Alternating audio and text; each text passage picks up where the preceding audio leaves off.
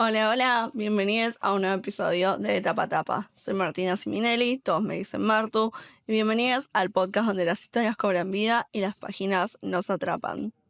La obra de hoy nos desarma y nos deja con el corazón fuera de nuestro cuerpo, dejándonos casi igual de vulnerables que a su autora.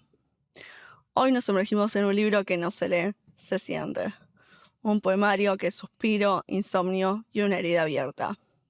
Sometimes I fall asleep thinking about you.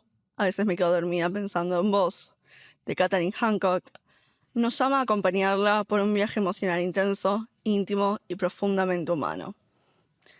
Explora el amor perdido, el deseo persistente y la vulnerabilidad emocional con una voz profundamente honesta a través de versos breves y fragmentados. Y la autora construye una narrativa de duelo que se siente como un pensamiento recurrente antes de dormir.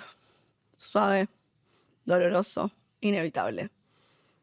Así que preparen su café, mate, té, agua o bebida favorita, que en un pase de página arrancamos.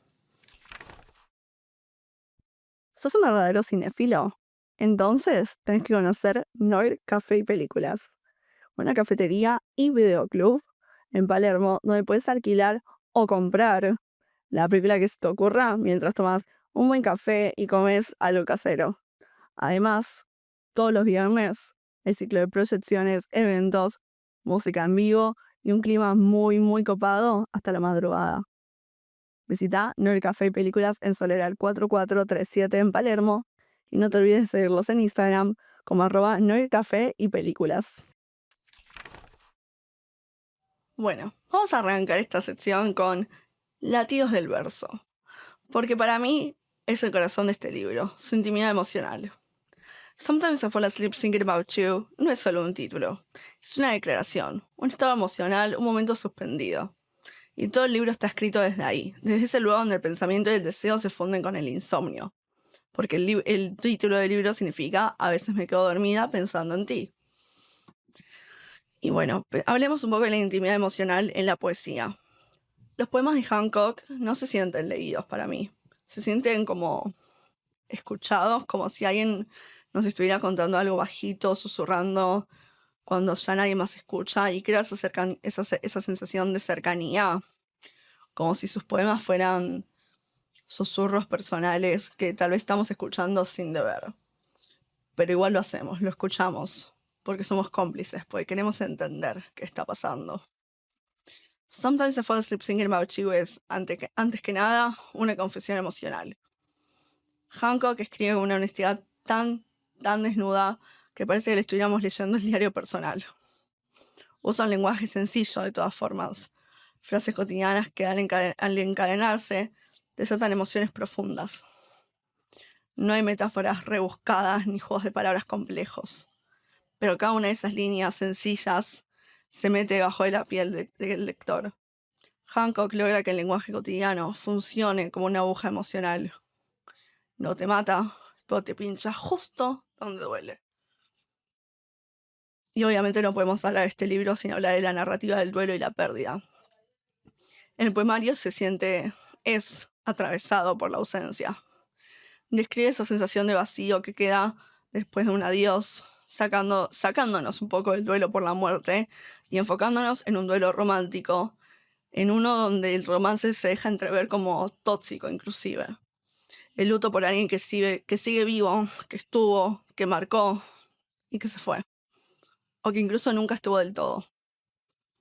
Te invito a pensar, ¿cuántas veces has hecho duelo por algo que nunca terminó de existir? Por alguien con quien nunca hubo nada formal, pero que te rompió como si lo hubiera habido todo. Eso es lo que logra Catherine, darle forma poética a ese dolor que no tiene nombre, a esa pérdida que nadie valida, pero que igual nos parte en dos. Y el papel de la memoria. Los versos, el escribir al respecto, ¿ayuda a sanar o simplemente remueven la herida, estirarle más sal? Los versos de este libro no están escritos en tiempo presente ni en pasado. Flotan en el intermedio, en ese limbo donde recordamos con nostalgia y también con rabia, porque el recuerdo no es solo dulce, también arde. Y la autora habla del amor, y del desamor, pero sobre todo el duelo, de ese te extraño que se queda pegado en la garganta, incluso si no queremos admitirlo. Porque hay una pérdida constante en este poemario. Un vos, un tú ausente, que funciona como espejo de lo que ya no está, o de lo que nunca fue del todo incluso. Y un poco hablando de lo que dije hace un ratito, de si ayuda a sanar o remueve la herida, Hancock juega mucho con lo real y lo ideal. Ese ser querido que existe más en el recuerdo que en la carne. Ya un punto en que ya no habla del recuerdo ni de quién era, sino de quién idealizaba que fuera, si se entiende. Cuando llega un punto en el que, y esto vamos a ir hablándolo durante el episodio en sí, hay momentos en donde escribir sanan y hay momentos donde simplemente remueven la herida. Y van a haber opiniones diferentes de parte de lectores sobre esta pregunta específica de si los versos ayudan a sanar o remover la herida. Pero eso vamos a hablar un poco más adelante. Volviendo a la idealización del amor. Cuando idealizamos, más allá de idealizar en sí y si está bien o está mal, si es correcto o incorrecto, también creamos refugios mentales. A medida que el poemario avanza, se hace evidente que Hancock ya no habla de la persona real, que no está escribiendo sobre lo que fue, sino sobre lo que quiso que fuera, lo que hubiera deseado, el what if.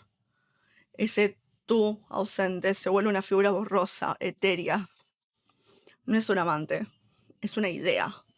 Es una presencia casi omnipresente que ya no se puede tocar, pero que tampoco se puede olvidar. Porque al idealizar no solo recordamos, también creamos. Estamos creando una versión mejorada o empeorada a veces, porque creo que idealizar también puede ser para peor, aunque la palabra no lo diga. Una versión diferente del otro, una que nos puede llegar a hacer más daño que bien.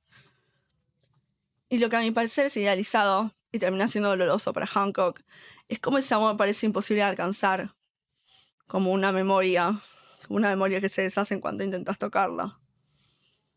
La escritora idealiza el ser amado, incluso en el odio, incluso en la tristeza, incluso en el enojo, y lo convierte en una figura casi etérea, pero ¿no hacemos eso todos alguna vez? ¿No construimos castillos en nuestra cabeza de personas que en la realidad apenas nos daban migajas? Y creo que hay un debate a tener sobre si Hancock pinta un amor cuasi fetiche o una conexión auténtica con esta persona con la que tenía una relación, y que incluso puede ser criticada. ¿Es una fantasía dañina? ¿O es simplemente una conexión auténtica desde la herida? Algunas voces críticas dirán que este tipo de poesía confunde profundidad con obsesión, que romantiza el abandono. Otras prefieren verla como un espejo incómodo de lo que muchas veces se siente y que uno no se anima a decir. Yo pienso que me pongo un poco en el medio, porque ¿quién no ha convertido alguna vez una decepción en una historia de amor imaginaria simplemente para sobrevivir? Y ahí está justamente el truco de la poesía de Hancock. Ella no te da conclusiones, te abre la herida y te deja ahí sangrando. No para dramatizar, sino para compartir el dolor, para decir, yo también me rompí, yo también escribo porque no sé qué hacer con esto. Y ahí volvemos al por qué escribe, para sanar o para remover la herida. Escribe porque no sabe qué más hacer con todo eso. Y ahora que exploramos lo que duele, pasemos a hablar de cómo, incluso desde ese dolor, se construye un refugio. Bueno, y para continuar vamos a hablar un poco del refugio de las palabras. Ya exploramos cómo Hancock nos sumerge en un amor dolido, en la herida emocional abierta. Ahora quiero que pensemos en el acto mismo de escribir, porque este poemario, más que una historia de amor, es una historia de supervivencia escrita en verso. La gran pregunta, ¿ella escribe para olvidar o para recordar? ¿O para dialogar consigo misma y sanar heridas? Puede que sea la última. Hay algo profundamente terapéutico en este poemario. Cada poema parece una especie de exhalación, como si la autora no pudiera seguir adelante sin primero ponerlo todo en palabras. Escribe para sacar algo de adentro, para no ahogarse en lo que no se dijo. Se siente un poco como leer el diario de alguien que no sabe si escribir para sanar o para desangrarse. Todo lo que dice parece tan real, tan humano, tan vulnerable, que genera incluso incomodidad por momentos. Nos confronta, al menos a mí, con algunas heridas propias, con historias no resueltas que tenemos nosotros mismos, el lector. Cuando uno escribe sobre lo que le duele, hay algo que cambia y se acomoda.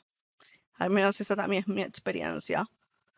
Y Hancock no escribe para contar una historia de amor, como dije antes, escribe para sobrevivirla. Y creo que hay algo muy bello y valiente al respecto. Eh, En cada poema es algo que, si no fuera un poema escrito y publicado, se hubiera estancado adentro. Es su forma de respirar, de recordar y creo también de olvidarse un poco y de dejar ir las cosas. Porque creo que es también una catarsis. De hecho, hay poemas que son profundamente catárticos. Catarsis, esa palabra griega tan usada pero tan poco comprendida, ¿no? Hacer catarsis no es escribir bonito, para nada. No es poner demonios y corazoncitos y brillitos al dolor. Es dejarlo salir con toda su crudeza, con todos sus bordes afilados. Es transformar la herida en palabra incluso cuando duele y arde. Y eso es algo súper mega hiper presente en este poemario, que llega a nuestros ojos como olas. Sabes que viene, pero no sabes manejar con qué intensidad. Simplemente llega. Y a veces decís, wow, qué lindo poema, qué linda brisa, qué lindo el agua. Y a veces llega y te noquea por completo. Creo que esta obra no fue escrita para gustar. Y está bien eso, porque reflexionemos juntos un poco. ¿No te pasó una vez que solo cuando escribiste algo, o cuando lo pusiste en palabras, cuando lo verbalizaste, fuiste capaz de entender cómo te sentías realmente? Eso es lo que hace Hancock. Eso es lo que hace la escritora. Crea un refugio para sus heridas en las palabras. Y si tenemos que hablar de la figura del tú ausente que vemos constantemente en esta escritura. Hay un interlocutor invisible, porque para todo esto, si decimos que estamos invadiendo los pensamientos, el diario de alguien, se necesita un destinatario, alguien a quien se le está escribiendo, a quien se le está hablando, una figura a quien dirigirle todo ese universo de sentimientos no expresados o guardados. Y ahí aparece el vos, el tú ausente.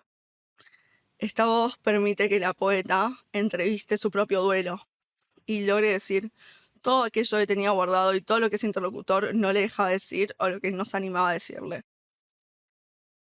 Y ese tú ausente aparece en prácticamente todos los poemas, por no decir en todos, como un fantasma. Por momentos tierno, en la mayoría cruel, eh, pero no es tanto no es tanto una persona ese tú, sino más bien una excusa para hablar consigo misma y para enfrentarse al eco de lo vivido. Y es casi omnipresente, pero también vacío porque no tiene nombre, no tiene rostro.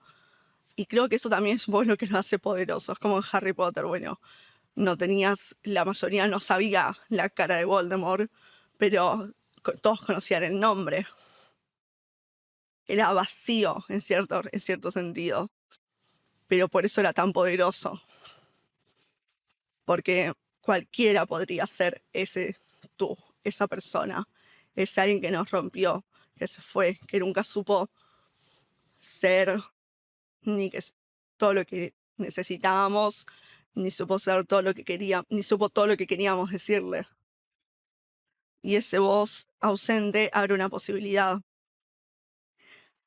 como dije antes, la del diálogo con una misma, porque a veces cuando le escribimos a un otro, nos hablamos a nosotros mismos, diciéndonos lo que no nos animamos a aceptar y lo que necesitamos escuchar también muchas veces. Y eso es lo que transforma este poemario, este libro, en algo más que una colección de poemas tristes. Es un refugio, un lugar donde lo que no se dijo encuentra espacio, donde las palabras son abrigo, aunque estén escritas con lágrimas. No busca este consuelo en la respuesta del otro, este tipo de poemas. No espera una redención externa tampoco. Busca algo mucho más profundo, el alivio.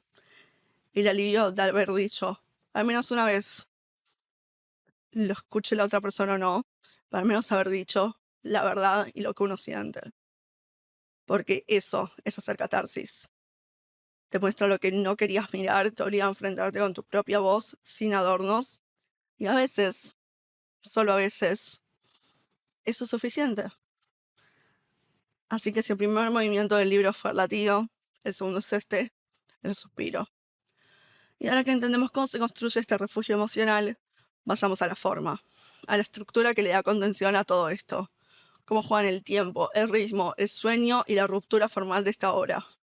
Vamos a descubrirlo en la siguiente parte. Bueno, y ahora vamos con la arquitectura del verso. Vamos a ver un poco la temporalidad y el sueño, el título, que es, repito, Sometimes I fall asleep thinking about you. A veces me quedo dormida pensando en ti. El ritmo y la estructura. Pues quiero que nos detengamos en algo un poco más sutil, que quizás no notamos a simple vista, quizás sí, pero que está ahí desde el título mismo, el tiempo. No es casual el título como acabo de decir. La hora de dormir no es no es un simple momento del día, es un estado emocional también. Es cuando el ruido del mundo baja, pero el ruido interno sube la noche. Es en ese momento entre la vigilia y el sueño donde vive este libro. La temporalidad en este poemario no es lineal en lo absoluto. No hay una historia con inicio, nudo, desenlace. Lo que hay sí es un flujo de pensamiento. Aunque sí noté que hay ciertas partes como de los títulos, sí a veces al comienzo tienen como cierto seguimiento de como que puedes encontrar una línea, pero no hay una línea fija de, bueno, esta es la historia en sí, porque no va en orden cronológico. Simplemente hay un flujo de pensamiento, una corriente emocional que va y viene. A veces con claridad, otras veces medio como si hubiera una niebla, una neblina. Y ahí entra el insomnio. Este libro está empapado de él, de esos pensamientos que uno no quiere tener, pero que igual aparecen, de esos recuerdos que se meten en la almohada y no te dejan dormir. Em, y yo te pregunto, ¿no te visitan esas personas, esas frases, esos errores cuando todo está en silencio? Ese es el territorio donde Hancock se mueve. Ahí no se encuentra. El cuerpo del libro también es bastante único, es muy representativo de lo que a mí me gusta llamar poesía catártica moderna. Versos breves, cortes bruscos, silencios, espacios en blanco, que marcan el pulso emocional. Y los poemas son como pensamientos sueltos, casi recortes de un diario emocional. Y ese formato no es casual, es una elección estética que responde al estado emocional de la autora. ¿A qué me refiero con esto? En algunos momentos el formato me recordó a libros como El chico de las estrellas de Cris Puello, que ya hablé de este libro en este podcast y ya saben que lo adoro. Y no por el contenido en sí, aunque ambos trabajan desde la vulnerabilidad, sino por cómo juega con el espacio, con el ritmo visual del texto. Y se juega mucho con con cuándo usar mayúsculas, cuándo no, el tamaño de las letras, el, el, el lettering, como el font. No me sale la palabra en español para font, así que vamos a decir font, simplemente. Y, y esa forma fragmentada refuerza la idea de pensamiento nocturno, de flashes de memoria, de desvelo, porque se ve claramente cuando un, un poema no es catártico y cuando sí, cuando es en insomnio y cuando es más tranquilo, más relajado. Pero los momentos de poesía catártica moderna, como me gusta llamarlos, son claros, son muy visibles. Porque muchos de estos poemas están escritos como si fueran pensamientos sueltos, atrapados antes de que el sueño los borre, contrario a cuando te despertás, o similar. Son versos breves, y esa fragmentación es parte del lenguaje emocional de Hancock. Porque cuando estamos rotas, cuando nos sentimos rotas en realidad, más que estar rotas, no hablamos en párrafos. Cuando uno se siente mal, cuando uno está angustiado, hablas fragmentado. Hablas mucho con los silencios, en palabras sueltas que dicen más por lo que uno calla que por lo que muestran. Y esa forma rota de escribir es justamente lo que le da al libro su poder. No intenta ser perfecto, solo intenta ser real. Un poemario que no se lee, se vive. Una experiencia emocional más que literaria. Un viaje íntimo que, sin darnos cuenta, también se puede convertir en nuestro. Con estos tres movimientos, emocional, catártico, estructural, creo que tenemos un retrato lo suficientemente amplio de Sometimes I Fall Asleep Thinking About You para pasar a las siguientes secciones.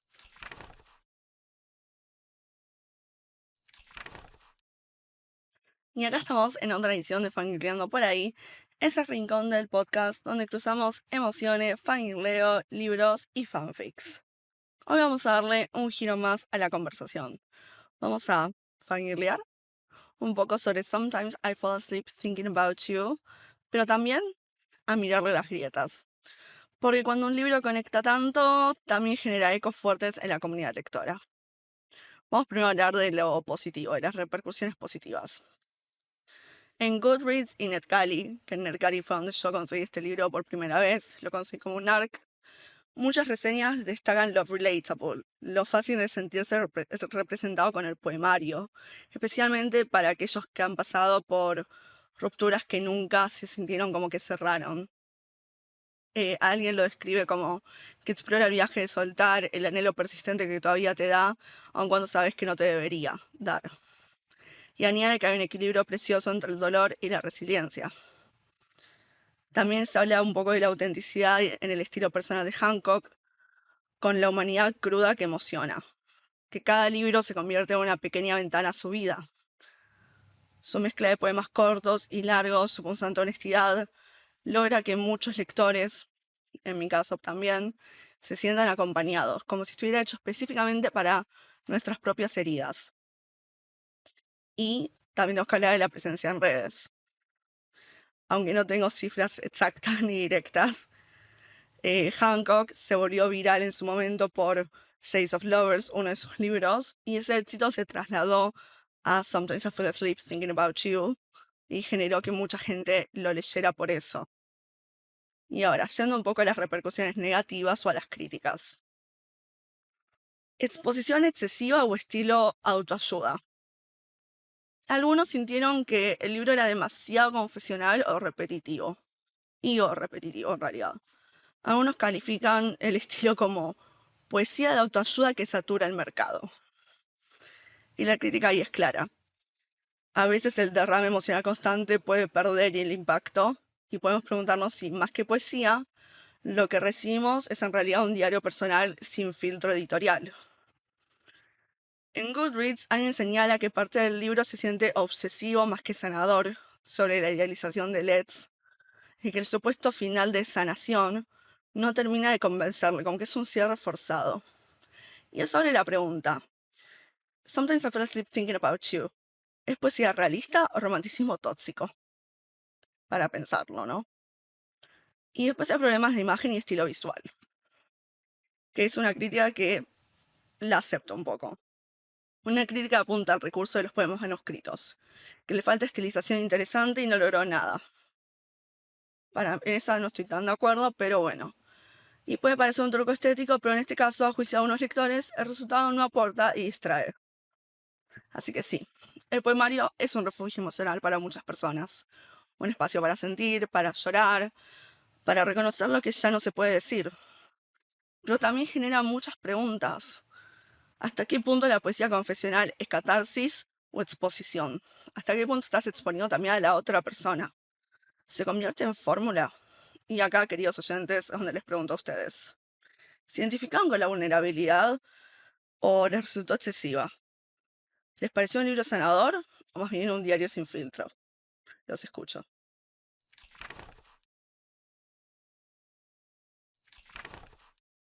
Bienvenidos al Pensadero de la Escritura, ese espacio donde no solo analizamos lo que se escribió, sino cómo. Porque toda lectura es también una invitación a crear. Hoy quiero compartirte un tip de escritura que no es un tip técnico, ni de estructura, ni de ritmo. Es algo más profundo, un poquito más esencial. Escribir no para contar una historia, sino para abrir un diálogo. En este poemario, la autora no está simplemente relatando hechos, no dice, esto es lo que pasó. Lo que hace, en cambio, es dirigirse a alguien. Como hablamos antes, a un tú, a un vos ausente. Y a través de eso logra algo bastante poderoso. Convierte a sus poemas en un espacio de diálogo emocional. No importa si esa persona realmente escucha. Lo importante es que al escribirle el escritor mismo se escucha. No importa si esa persona a la que le escribís lo va a leer. Ese no es el punto. ¿Por qué es poderoso? Porque transforma la escritura en un espejo. Cuando le escribís a un otro, en realidad estás decodificando tu propio pensamiento. Y a veces esa es la única manera de entender cómo te sentís de verdad. Pasamos a la siguiente sección.